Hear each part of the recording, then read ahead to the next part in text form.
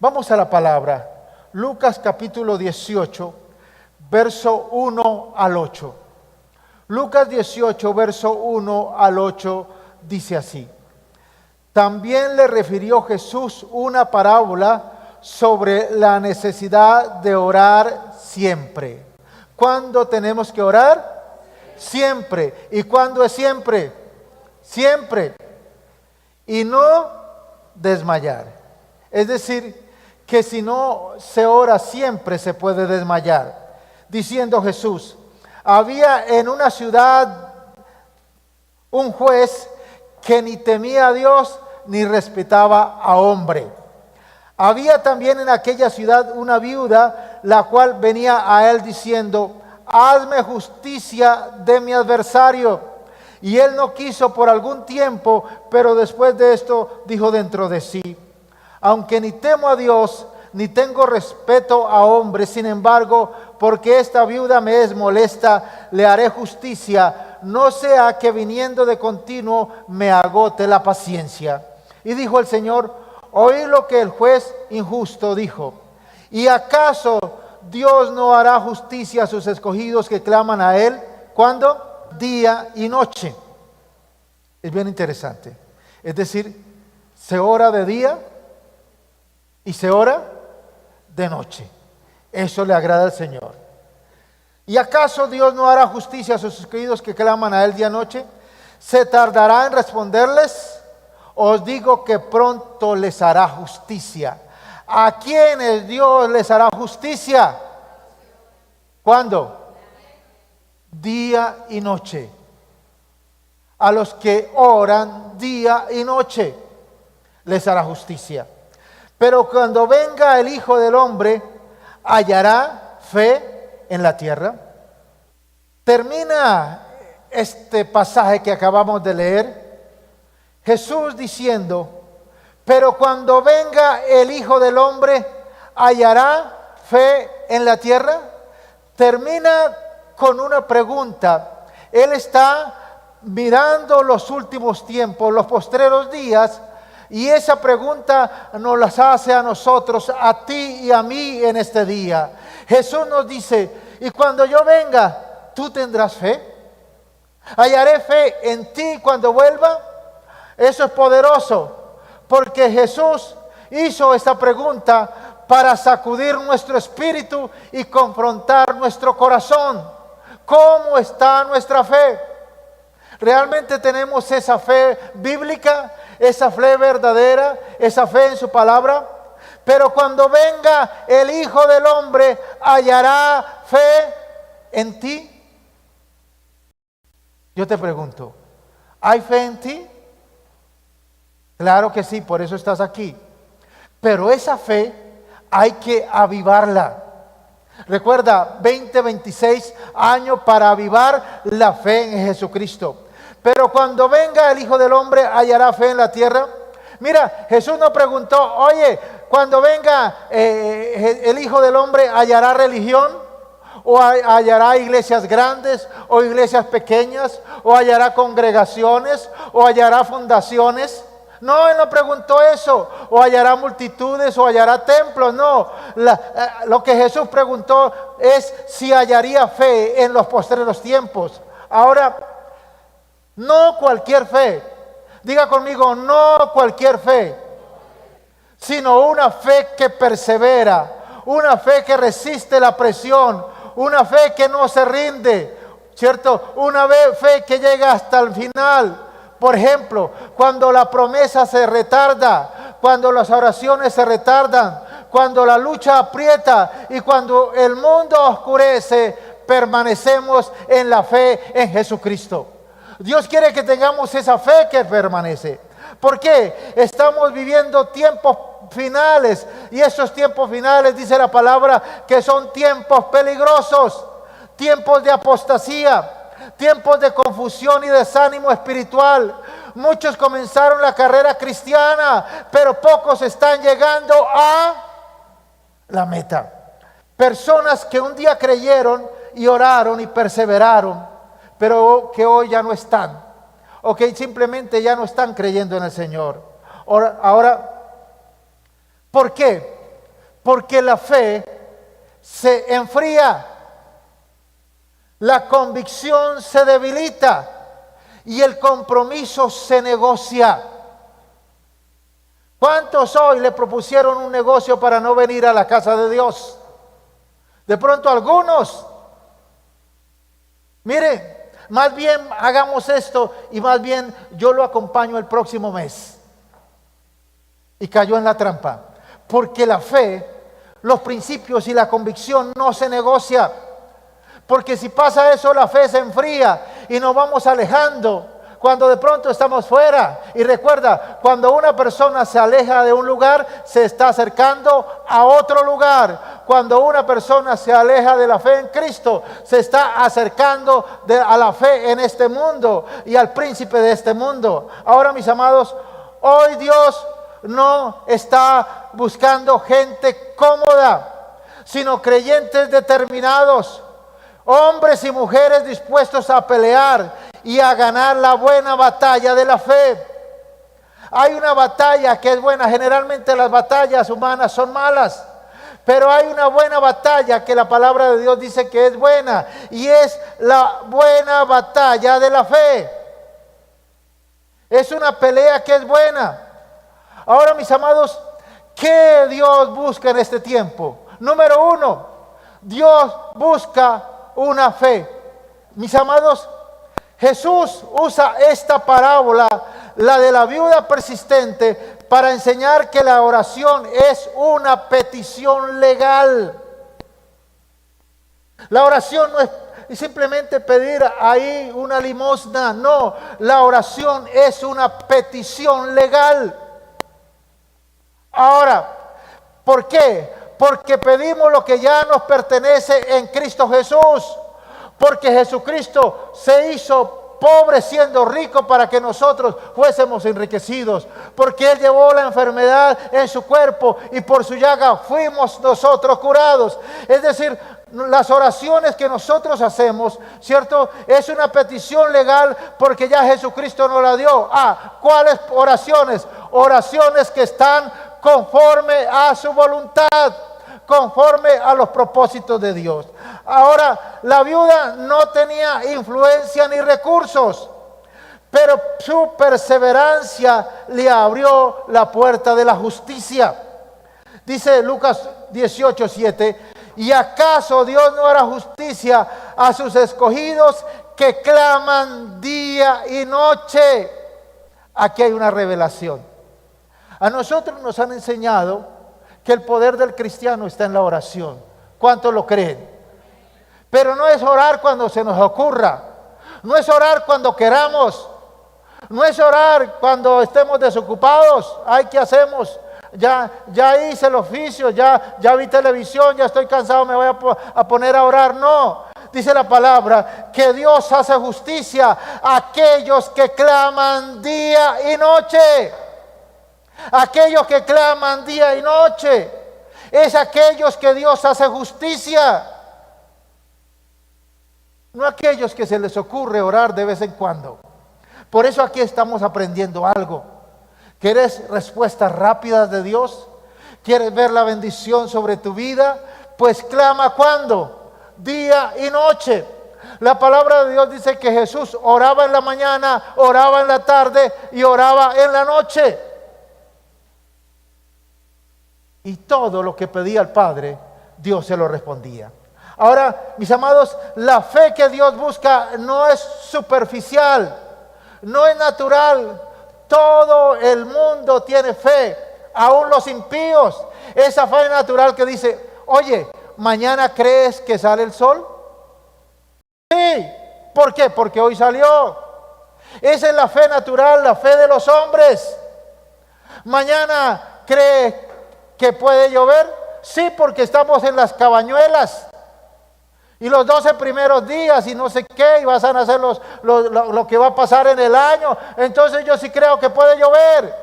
No, esa es la fe natural. La fe de los hombres que simplemente se da por vista. Yo creo porque ya lo vi. Yo creo que puede suceder porque ya sucedió. Pero esa no es la fe que Dios quiere de nosotros.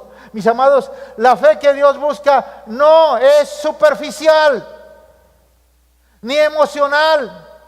¿Cuántos se pegan unas emocionadas al inicio del año? Este año sí voy a bajar de peso. Este año sí voy a ahorrar. Este año sí voy a hacer cosas. Pero es una emoción que el impulso le dura simplemente un tiempo. Porque no es una decisión basada en el poder de Dios, sino en las emociones. Mis amados, la fe que Dios quiere es una fe divina. Es decir, una fe que viene de lo alto, una fe firme, una fe que persevera, que avanza y una fe que no se rinde. Esa es la fe que Dios quiere de ti y de mí, una fe que viene del cielo, una fe firme, una fe que persevera y una fe que no se rinde. Pero mis amados, la apostasía, que es la plaga de este último tiempo, que es apartarse de la fe bíblica, que es apartarse de la verdad, explica por qué muchos perderán esa fe salvadora en los últimos tiempos. Ahora, mis amados, número 2, no es solo comenzar, es necesario terminar. Una de las cosas que bendice a las personas es aquellas personas que dicen: yo comencé esto y lo voy a terminar. ¿Cuántos de esos hay aquí conmigo? Esos decididos, no importa, yo comencé a hacer este trabajo en la casa y lo voy a terminar. Yo determiné hacer el almuerzo y lo voy a terminar. Yo determiné hacer esta labor y la voy a terminar. Yo determiné orar 2 veces al día. ¿Cuándo? En la mañana y en la noche. Y lo voy a hacer. Mis amados, no es solo comenzar, es necesario terminar. Porque, mis amados, dice la palabra: he peleado la buena batalla, he acabado la carrera, he guardado la fe. Por lo tanto me espera la corona de justicia que Dios tiene para mí. Pero no solamente para mí, sino para todos aquellos que esperamos su segunda venida. ¿Cuántos de esos hay conmigo aquí que esperan su segunda venida? Que están apasionados por ver a Jesucristo. Pero, mis amados, hay una fe que en algunos es cautivadora y dice: salvos, siempre salvos, creciendo en gracia. Si yo ya soy salvo, ya soy salvo. Pero déjame decirte algo. Dice Mateo 24:13: mas el que persevere hasta el fin, este será salvo. ¿Quién es el que es salvo? El que persevere hasta el fin. Pero aquí se está refiriendo Jesús también a los acontecimientos del último tiempo, a los juicios de Dios, a las señales. Dice: el que persevere hasta el fin será guardado ¿de qué? De los juicios, de las señales del último tiempo. El que llegue hasta el fin, ese será salvo. No es solamente comenzar, es terminar. Millones han comenzado bien, pero no terminaron. Mis amados, ser salvo implica permanecer, resistir y no abandonar la fe, aún bajo presión, aún bajo situaciones complicadas, aún bajo situaciones que se presentan en la nación. Tenemos que mantener la fe firme hasta el final. Número 3, mis amados, mantén una fe que no se rompa, que se mantenga. No le vaya a echar al culpo: es que la fe se me rompió porque el diablo me empujó. Alguna vez yo vi una niña, estaba lavando la loza, una niña por ahí de 7, 8 años, y de pronto partió un plato. Y lo único que se le ocurrió fue decir: me empujó el diablo. Y algunos siguen creciendo con la misma idea, que son perversos, son pecadores porque lo empuja el diablo. Sí, en cierta manera sí, pero nosotros somos dueños de nuestros actos y un día tendremos que darle cuentas a Dios. Por eso mantén una fe que no se rompa. Por eso esta fe debe ser firme, inflexible y decidida. Es una fe que se rehúsa a moverse del lugar donde Dios lo colocó, de las promesas de Dios, aunque todo alrededor diga lo contrario. Es la fe que se para, ¿cierto?, sobre una sola palabra de Dios, porque una palabra basta para cambiarlo todo. Uno recibe esa palabra y simplemente yo lo creo y lo obedezco porque Dios lo dijo. Y esa fe me mantiene firme. Número 4, guarda las promesas de Dios en tu corazón. ¿Cuántos aquí han guardado alguna vez cosas? Dinero, joyas, ¿qué más? ¿Qué más guardamos? Dinero, joyas, documentos, ¿qué más? Fotos, ¿qué más guardamos? En cosas naturales. ¿Cómo? Sí, no, me refiero a cosas que lo guardamos y para que esté ahí seguro, ¿cierto? Pero ¿qué pasa cuando una persona, por ejemplo, guarda fotos y después de 20 años saca ese álbum? ¿Cómo está? Algunas fotos ni se reconocen, ¿cierto? ¿O qué pasa cuando una persona guarda dinero y después de 2 años se le ocurre sacarlo? Conocí un caso de un hombre que trabajó y después de que liquidó su negocio volvió al campo después de 2 años. Estamos hablando de hace 40 años. Volvió con 2 millones de pesos allí a la casa de su mamá. Vivía en el campo y este hombre, ¿dónde guardo esos 2 millones de pesos? ¿Dónde los guardo? Y se le ocurrió en la casa, en el fondo había un poco de arena. Dijo, aquí lo meto debajo de la arena y aquí está seguro. Cuando a los 2 años se le ocurrió ir a buscar la plata, toda estaba molida por ratones. No servía nada.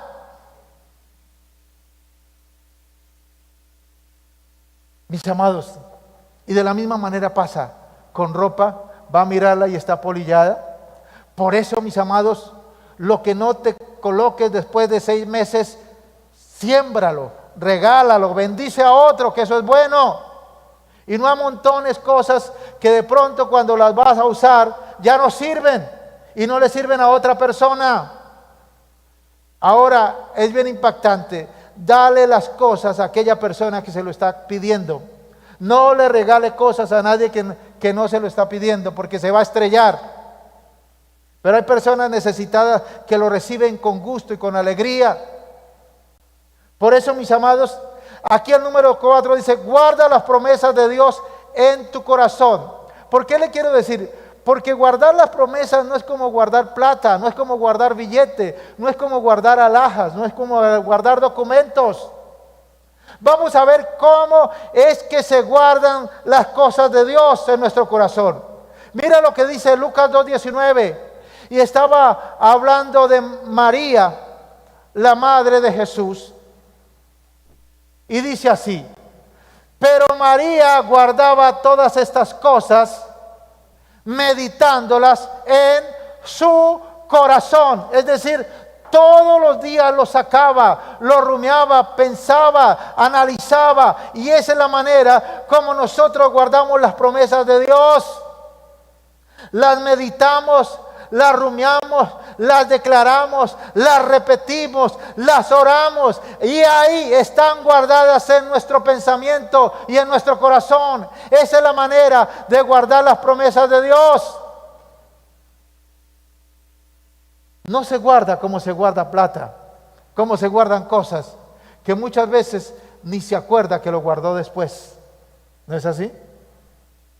¿Cuántas personas guardaron dinero y no lo disfrutaron, ni se acordaba que lo tenían? Una mujer me decía, no, yo me puse a arreglarle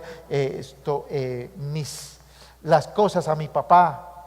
El papá era un viejito empresario una persona que fue muy hábil en los negocios. Y dice, yo le empecé me subí al closet y a ver, cuando fui y me subí y había una bolsa así llena de plata, que ni el viejito se acordaba que la tenía. ¿Cuál fue el problema?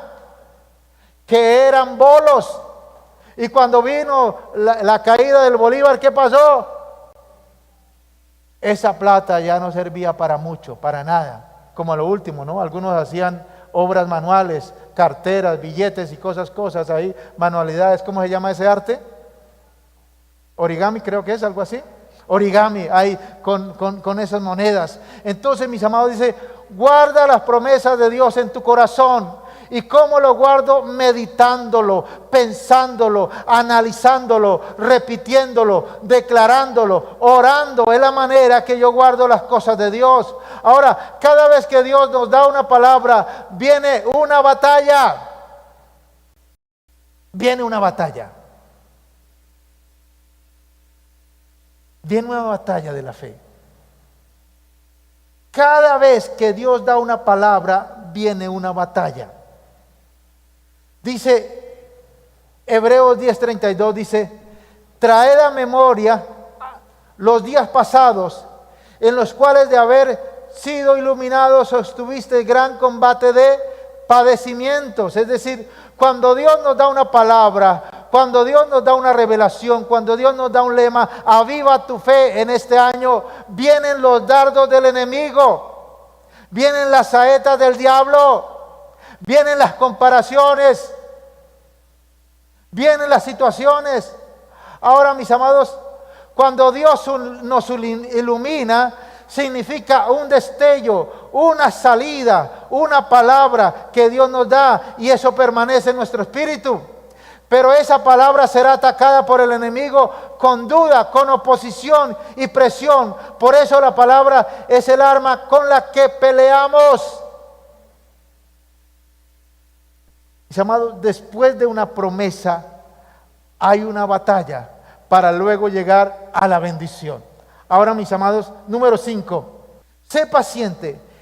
Entre la promesa y su cumplimiento existe un proceso llamado la batalla de la fe. ¿Cierto? Primera de Timoteo 6:12 dice, pelea la buena batalla de la fe. Y es lo que Dios nos anima, nos exhorta, nos fortalece para que este año peleemos la buena batalla de la fe. Que echemos mano ¿de qué? De lo único que la Biblia nos dice que échele mano. Echa mano a la vida eterna. No lo sueltes. No sueltes la vida eterna. Mantente peleando para que llegues al fin. Ahora, mis amados, la palabra batalla implica agonía, lucha, resistencia. No es esperar pasivamente. Es mantener la posición, no soltar el territorio que Dios nos ha dado. El territorio que hemos ganado, aunque la carga sea pesada. Tenemos que mantener en esa lucha, en esa guerra. Ahora, ¿por qué ha durado tanto la guerra entre Rusia y Ucrania? Porque aparentemente como que las cargas están equiparadas, ¿no? Rusia le roba un terreno y al otro mes vuelve y lo recupera, y así se lo han pasado, ¿cuánto? 4 años, y van una cantidad de muertos. Ahora, mis amados, Dios nos llama a batallar, Dios nos llama a pelear, pero tenemos que mantenernos firmes. Dice Hebreos 6:12, a fin de que no os hagáis perezosos, sino imitadores de aquellos que por la fe y la paciencia heredan las promesas. Recuerda que había una pelea entre los filisteos y el pueblo de Israel. Saúl era el rey y había un paladín, un gigante que salía y ofendía al Dios del cielo y arengaba al pueblo de Israel. Le decía, no nos matemos aquí, más bien ustedes pónganme un contrincante, y el que gane, pues ese será la nación que gane.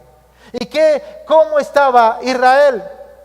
Temblando, estaban asustados, temerosos, porque había una batalla. Ahora, mis amados, necesitamos paciencia para ganar la batalla. La paciencia es negarse a rendir, es negarse a rendirse, es negarse a soltar, negarse a abandonar lo que Dios nos prometió. ¿Y qué es lo que hemos agarrado? Diga conmigo, la vida eterna, que es lo que Dios declara en su palabra, que debemos echar mano. No te sueltes de esa bendición, manténla ahí, que esa vida eterna viene con un paquete completo de bendiciones y con el favor de Dios. Número 6, no menosprecies la gracia de Dios. ¿Sabe? Una de las cosas que el diablo coloca en nosotros es temor y miedo. Temor y miedo, ¿para qué? Enfrentar la batalla, para huir la batalla, para no enfrentarse a la situación. ¿Cuántos de ustedes o algunos de ustedes piensen, qué pasa cuando hay un problema fuerte y tú dices, mejor yo no me enfrento? Mejor no busco solución. Ahí hay un miedo, hay un temor. Y detrás de eso es el enemigo, para que no acudamos a la cita de la batalla. Vino Goliat y le plantó allí pelea, le plantó guerra a Israel. Hubo una cita de una batalla. Por 40 días estaba ahí Goliat pasando una línea diciendo, el que toca mano, toca cara. Y ni Saúl, ni sus ejércitos, todos amedrentados. No, mejor gobierne usted. Mejor siga usted. No, yo no me enfrento a esa situación. No, yo dejo mejor las cosas así. Ahora, mis amados, el temor y el miedo nos desvía para presentarnos a la cita de la batalla, a la cita del combate. Ahora, verso número 6, no menosprecies la gracia de Dios.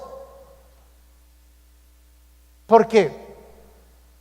Porque como en el caso de David, David era un joven de 16, 17 años, que vio lo que estaba pasando, pero era un hombre visionario que tenía la revelación de Dios y confiaba en el Señor. Mientras todo el pueblo de Israel estaba muerto de susto, David estaba mirando la situación. Dijo, no, eso no puede ser. ¿Cómo este incircunciso se atreve a maldecir a nuestro Dios? Y David se levanta y lo enfrenta. Él fue a la cita de la batalla. Y imagínense que David dijo, Saúl dijo, bueno, si vas a ir, pues yo te voy a ayudar. Colócate mi armadura. Y le dice, él trató de ponérsela, pero ¿qué pasa? No podía ni siquiera caminar. Dijo, no, esto no es mío, esto es prestado. Yo más bien me coloco la armadura de Dios. Y dice que fue y tomó 5 piedras del arroyo. Y con su vara de pastoril echó ahí en el zurrón, echó esas 5 piedras. Y luego fue y se enfrentó a Goliat. Y dice que rápidamente fue a la línea de batalla, colocó una piedra en la honda y donde le dio, en la frente, y el gigante cayó muerto. Mis amados, David no le huyó al combate. David se mantuvo firme en las promesas del Señor. De la misma manera, en este tiempo, en la vida cristiana, hay combates, hay dificultades, hay situaciones que se presentan. No le huyas. Enfréntalo, porque Dios está contigo, porque ya Jesucristo derrotó a Satanás, le dio una derrota total, irrevocable, permanente y eterna. Y nuestro trabajo es sacarle los restos, es echarlo fuera. Ese es nuestro trabajo. Mis amados, en los tiempos finales necesitamos más que nunca la gracia de Dios. ¿Qué es la gracia de Dios? Es su favor, es su misericordia, es su poder sobre nosotros. Mire lo que decía Pablo. Pablo decía, por la gracia de Dios soy lo que soy, y su gracia no ha sido en vano para conmigo. Impactante. Pablo decía, yo he hecho más que cualquier apóstol. Yo he hecho más que Juan, que Pedro, que Jacobo y hecho más, pero no soy yo, sino la gracia de Dios conmigo. ¿Y cuántos determinan hacer lo mismo que dijo Pablo? En este año voy a hacer mucho más que los demás, pero no voy a estar solo yo, sino es la gracia de Dios conmigo, la que me ayuda, la que me fortalece, la que me sostiene. Ahora, mis amados, la gracia no solo es el perdón. La gracia es un favor de Dios, es un toque especial. Es un favor que no merecemos, que imparte habilidades sobrenaturales para hacer lo que humanamente no podríamos hacer. Para darnos sagacidad, para darnos habilidad, para darnos astucia, para ir adelante, salir a la línea de batalla, para que en el nombre de Jesucristo cada día salirlo y buscar la victoria del Señor. Ese es el propósito de Dios, esa es la gracia. La gracia siempre viene acompañada de evidencia visible y es indispensable para perseverar. Es un favor, es una osadía, es una gracia que Dios nos da para avanzar, para seguir adelante. Cuando iniciamos la obra allá en Santa Marta, era un lote y necesitábamos recursos. Y yo fui a pedir fiado a una ferretería donde nadie me conocía, ni ellos me conocían. Y había un hombre ahí grande, alto, era como paisa. Le dije, mire, nosotros estamos iniciando una obra cristiana, estamos trabajando allí y necesitamos unos materiales y yo le voy a pagar así. A mí no me dijo ni sí ni no, ni me miró, diga, denle lo que necesite. Fue lo único que hizo. Esa gracia, esa osadía la da Dios para hacer esas cosas. Pero no solamente en los negocios, en lo espiritual, para hablarle ahí a aquel que es fuerte, para pararle los machos al marido o a la mujer que se quiere levantar. Porque algunos tiemblan. Esa osadía viene de Dios, que toma control de la situación para arreglar las cosas. La idea de Dios no es que se agrande el problema. La idea de Dios es que reine la paz en el hogar. Pero esa osadía para hablarle al hijo, para hablarle a la mujer, ¿cierto? Para hablarle al hombre, para hablarle al vecino, para hablarle al creyente, para hablarle al gobernante, es algo que viene de Dios. Porque Dios quiere que las cosas cambien. Ahora, mis amados, la fe viva no es una fe de comodidad, sino es una fe que va adelante. Es una aventura espiritual. Y a mí me gustan los ayunos largos que hacemos en esta casa, porque es una aventura en Señor. Dios siempre nos sorprende con cosas que aún ni teníamos en nuestro corazón. Ese es el Dios que tenemos. No se trata por eso la vida cristiana ni la fe de quien empieza, sino de quien se termina y cómo la termina. Por eso, en medio de la agonía, en medio de la presión, en medio de la batalla, Dios está formando un pueblo que no suelta su promesa, que la tiene agarrada. ¿Qué es lo que tiene agarrado? La vida eterna. Eso no suena bonito, porque nos dijeron agarra el carro, agarra la casa, agarra el billete, y eso nos gustaba. Pero la Biblia dice agarra la vida eterna. ¿Y qué? No la sueltes, porque esa vida eterna es un paquete de bendiciones que viene para nosotros. Créale al Señor, camina en el Señor y vas a ver cómo Dios se glorifica en tu vida. Por eso Dios está formando un pueblo que no suelta la promesa, que defiende su territorio y que permanece firme hasta el final. Ahora, Dios nos llama hoy a pelear la buena batalla de la fe. Por eso, cuando quiera pelear con su mujer, cuando quiera pelear con sus hijos, con el vecino, dice, más bien voy a pelear con el diablo. Más bien voy a pelear con el diablo. Ya no voy a pelear más con ellos, voy a pelear con el diablo, que es el que oprime mi casa. Ahora, mis amados, pelea la buena batalla, permanece firme en la posición que Dios te ha dado. No te rindas, no retrocedas, no sueltes.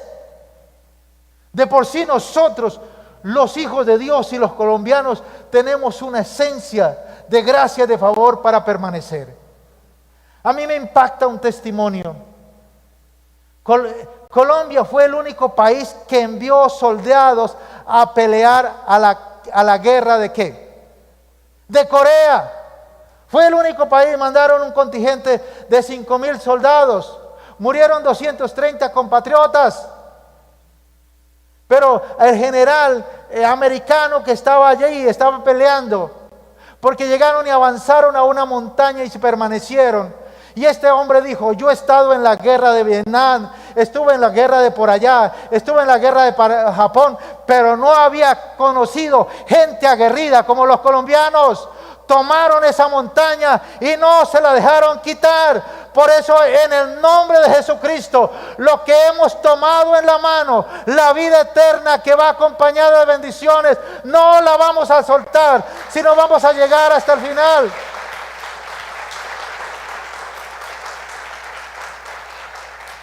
Aquí hay bisnietos de un soldado que estuvo en esa guerra. ¿No le parece chévere? Es interesante, ¿no? Aquí se congregan bisnietos y nietos, y creo que una hija de un soldado que estuvo en esa guerra, que permaneció. Ahora, mis amados, mira lo que dice Efesios 6:13. Dice: por tanto, tomad toda la armadura de Dios para que podáis resistir en el día malo. ¿Qué quiere decir esto? A nosotros nos vendieron una idea, y cuando se vende el evangelio de simplemente bendiciones de casa, carro y beca, la gente cree que no le va a pasar nada, que simplemente va a ser que va a caminar ahí de flor en flor sin ninguna dificultad. Pero déjame decirte, mis amados, entre más seamos fuertes en la fe, también van a venir las batallas, porque somos soldados de Jesucristo. Y a los soldados vienen luchas, vienen dificultades, vienen cosas duras. Pero dice aquí: por tanto, tomad la armadura para que podáis resistir. ¿Cuándo? En el día malo. Es decir, todos en algún momento vamos a tener un día malo. Esa revelación de Dios se la dio a mi esposa en este lugar. Nos pasó algo difícil y duro aquí. Y mi esposa orando: Señor, ¿por qué? ¿Por qué? Y el Espíritu Santo le dijo: nadie se salva de un día malo. Porque es que en el día malo es donde aprendemos a poner la fe en acción, nuestra confianza en Dios, a descansar en Dios. Y luego vamos a salir victoriosos y bendecidos. Dios no va a permitir que el diablo te tiente más de lo que podamos resistir. Dios no va a permitir que el diablo te destruya. Pero a veces te pone ahí la situación para que maduremos en la fe. Ahora, mis amados, esta es la buena batalla de la fe. Y vale la pena pelearla hasta el final. Vale la pena pelearla. ¿Por qué? Porque recuerdan la pregunta que Jesucristo hizo: pero cuando vuelva el Hijo del Hombre, ¿hallará fe en esta tierra? Fe bíblica, fe en el Señor, fe en sus promesas, fe en lo que ha dicho, fe en su palabra. Aleluya. Y recuerda, hay una manera de orar que acelera las peticiones. ¿Cuál es? ¿Cómo Dios no contestará a aquellos que oran día y noche? Es decir, aquellos que oran 2 veces al día, en la madrugada, en la mañana y en la noche, ahí hay un aceleramiento. El problema, mis amados, es que de pronto oramos en la noche, en la mañana, pero en la tarde, la novela, el Netflix, la situación, pensamos que ya es suficiente. Pero Dios quiere que lo hagamos. Y ese es el reto que tenemos. Recuerda que no es con nuestras fuerzas, no es con nuestro espíritu, no es con nuestra idea, es en el poder del Espíritu de Dios. Es en Él que podemos hacer esas cosas que Dios empieza a inquietar. Entonces, ¿qué pasa? Mis amados, el que empieza a hacerlo empieza a avanzar en la fe y en muchas cosas en la vida y empieza a progresar. ¿Por qué? Porque ha creído la palabra.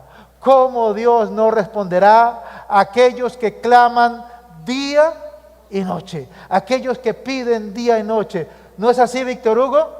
Que cuando se hace así, Dios responde. Él lo hace cuando se clama día y noche. Cuando entendemos esta revelación, vamos a ser avivados en la fe. Vamos a caminar el Señor y vamos a tener victorias poderosas. Por eso, mis amados, en este año pelea la buena batalla de la fe. La fe en las promesas de Dios, en su palabra, en lo que ha dicho, ¿cierto? Como María. María guardaba estas cosas meditándolas en su corazón, repitiéndolas, analizándolas, declarándolas y orándolas, y vio una victoria poderosa. Mis amados, yo siento en mi espíritu que vienen 4 años de bonanza para nuestra nación, 4 años de bendición, de favor de Dios, que están empezando este año. Que si le creemos a Dios, vamos a ver la gloria de Dios, la gracia de Dios de una manera sobrenatural.